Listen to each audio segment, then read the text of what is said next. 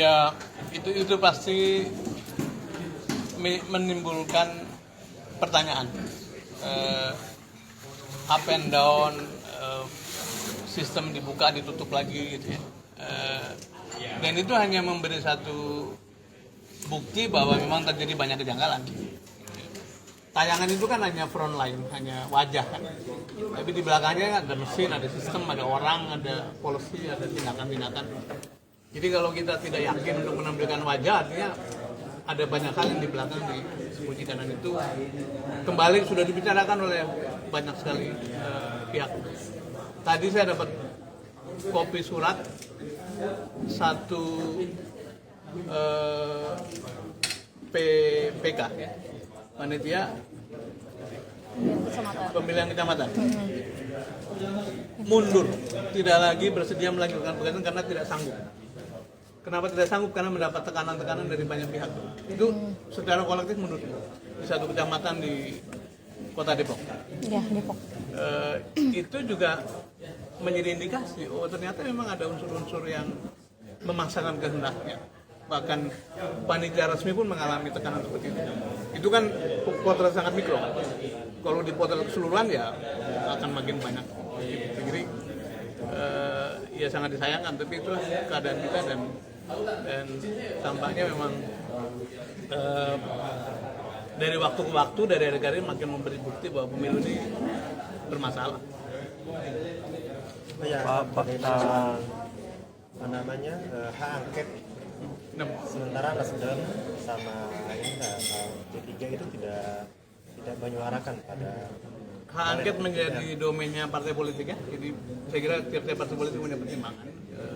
Kami yang sedang menyelesaikan tugas di tim 01 ya bagiannya adalah menyiapkan hal teknis untuk perkara di Mahkamah Konstitusi nantinya.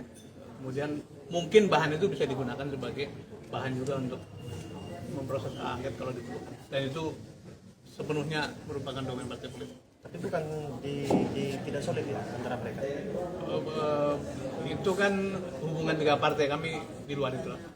Pak, berarti bisa dipastikan 01 akan mengajukan gugatan ke MK ya, mungkin habis penetapan nanti. Yang jelas kan gini, kita memberi instruksi kepada seluruh saksi di semua level untuk menyatakan menolak hasilnya. Itu artinya kan memang sikap kita akan menolak, kemudian menyampaikannya pada proses berikutnya. Tapi sikap 01 terkait proses hak angket ini bagaimana? Apakah hanya mendukung atau ada pemberian bantuan dalam proses pemberian saksi atau bagaimana nantinya? Ya kalau timnasnya kan memang tim hukum masih bekerja, saksi masih bekerja, kemudian tim riset sebagian masih mengumpulkan bahan-bahan untuk, karena jadi saya kira dokumen yang digunakan untuk menuju kepada MK akan juga bisa digunakan untuk menyelenggarakan hak angket. Pak, kemarin di Mandiri Investment Forum untuk Pak Prabowo bilang bahwa demokrasi di negara ini saat ini sangat melelahkan dan butuh ruang untuk perbaikan dari demokrasi kita. Ini gimana tanggapan dari Pak Sudirman Said? Dari tadi kan diskusi berbicara soal demokrasi. Demokrasi sejauh yang kita yakini adalah sistem yang terbaik untuk mewujudkan keadilan apabila dilaksanakan dengan sehat. Apabila pelaku-pelakunya pelaku yang menjaga etik, menjaga hukum, menjaga aturan.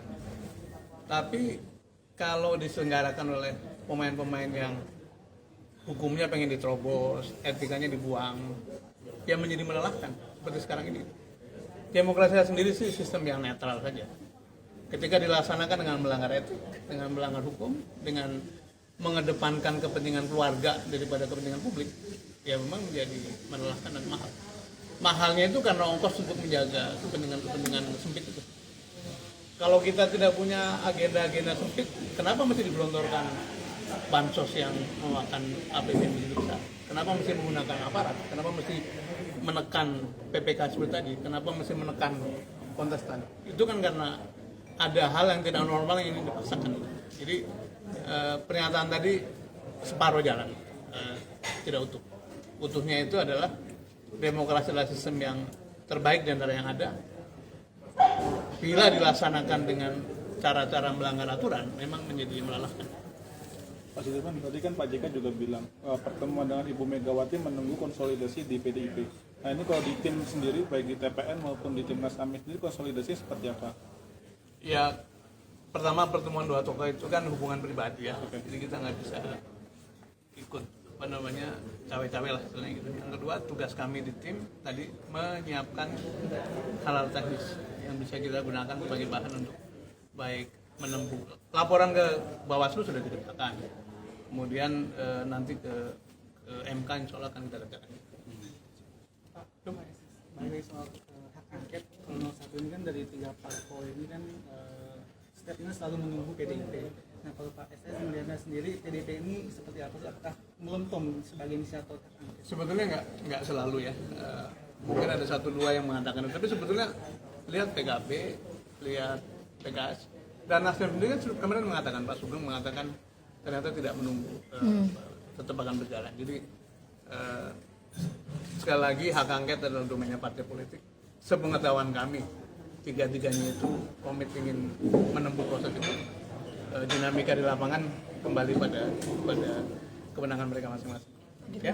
Sama juga yang soal Menteri Bahlil kan mau dicek sama KPK tuh soal IUP tambang nikel. Bapak dulu kan sebagai Menteri SDM. Ranahnya investasi gitu Pak. Terima kasih. Aku mau sedikit. Kalau mau dibahas bisa juga tuh. Oh, khusus.